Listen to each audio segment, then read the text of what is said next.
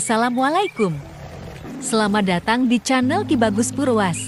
Pada video kali ini, saya akan membahas tentang kisah pertemuan Raja Mataram dengan Nyi Roro Kidul.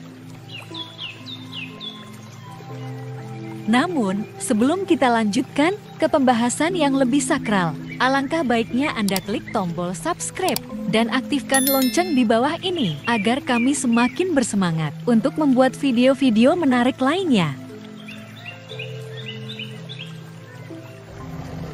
Raja Jawa atau Raja Mataram Islam, yakni mulai Panembahan Senopati berkuasa tahun 1582 sampai tahun 1603 konon, merupakan suami dari Kanjeng Ratu Kidul yang juga disebut Nyi Roro Kidul atau Nyai Roro Kidul. Secara gaib, penguasa Laut Selatan Kanjeng Ratu Kidul akan terus membentengi kekuasaan Raja Jawa yang notabene suaminya. Mitos itu tak lapuk oleh waktu, yakni terus hidup hingga sekarang. Dalam buku Wali Berandal Tanah Jawa tahun 2021 disebutkan mitos itu bermula dari kisah Hendok Jagat atau telur jagat telur keberadaan. Telur ajaib ini mengiringi kisah pertemuan rahasia Panembahan Senopati dengan Ratu Kidul. Proses pertapaan Danang Sutawijaya yang merupakan nama lahir Panembahan Senopati begitu kusyuk dan itu mengubah semesta yang ada. Ombak laut selatan yang terkenal ganas berangsur-angsur mereda. Ombak laut menjadi datar dan roh penjaga laut selatan, Nyi Roro Kidul, terpaksa mentas dari samudra.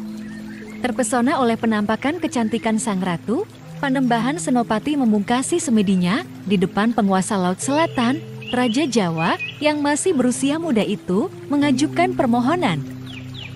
Ia meminta dibantu mewujudkan cita-citanya untuk menjadi raja besar. Permintaan Panembahan Senopati diiyakan.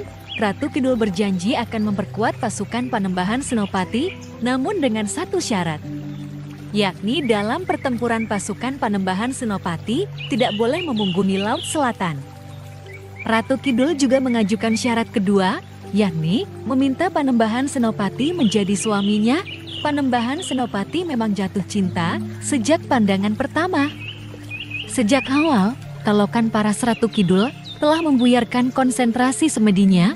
Meski demikian, di dalam hati Panembahan Senopati sempat timbul keraguan mengingat penguasa Laut Selatan itu bukan manusia, melainkan jenis makhluk siluman. Keraguan itu coba ditepis Ratu Kidul dengan mengulurkan sebutir telur jagat. Siapa yang menelan telur jagat mentah-mentah, kata Ratu Kidul, akan memiliki kekuatan besar, kebal sekaligus tidak mengenal maut alias abadi. Di mata Panembahan Senopati, apa yang disebut telur jagat itu tak ubahnya telur ayam biasa. Melihat masih ada keraguan di mata Panembahan Senopati, Ratu Kidul mengatakan telur jagat tidak harus dimakan saat itu juga. Panembahan Senopati bisa menelannya pada saat yang tepat, yakni di saat hatinya betul-betul sudah merasa siap. Ratu Kidul meminta Panembahan Senopati untuk kembali ke istana dengan membawa telur jagat. Raja Mataram Islam pertama itu patuh dalam perjalanan kembali ke istana Panembahan Senopati, berjumpa dengan Sunan Kalijaga, yakni Wali Songo yang terkenal akrab dengan kebudayaan Jawa. Panembahan Senopati dinasehati akibat yang terjadi bila nekat menelan telur jagat. Raja Jawa itu memang akan kebal dan sakti sekaligus mendapatkan seluruh kuasa duniawi yang diinginkan. Namun ia akan menjadi makhluk halus yang hidupnya abadi hingga akhir dunia seperti halnya Ratu Kidul. Mendengar penuturan Sunan Kalijaga, Panembahan Senopati sontak kaget dan sekaligus ketakutan. Senopati menggigil, kulitnya terasa merinding.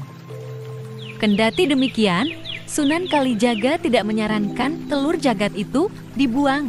Sebelum berpisah, ia menyarankan Panembahan Senopati memberikan telur jagat kepada seseorang yang paling dekat dengannya Panembahan Senopati. Seseorang yang benar-benar setia dan sekaligus berbakti kepada kerajaan Mataram. Panembahan Senopati menuruti nasihat Sunan Kalijaga. Sesampai di istana Mataram, ia memanggil Ki Juru Taman, yakni tukang kebun istana yang sepuh dan terkenal setia. Ki Juru Taman diminta menelan telur jagat mentah-mentah dan konon tubuhnya sontak meraksasa. Dengan wujudnya yang baru, Panembahan Senopati menjelaskan jika Ki Juru Taman akan hidup abadi. Karenanya ia diberi tugas menjaga Gunung Merapi agar tidak menimbulkan bencana di Tanah Mataram. Sejak saat itu, Ki Juru Taman dikenal dengan nama Eyang Merapi atau Panembahan Sapu Jagat atau Kiai Sapu Jagat. Demikian mitos yang terus mengelubungi sejarah berdirinya Kerajaan Mataram Islam sejak era Panembahan Senopati. Semoga bermanfaat. Saya Ki Bagus Purwas. Assalamualaikum warahmatullahi wabarakatuh.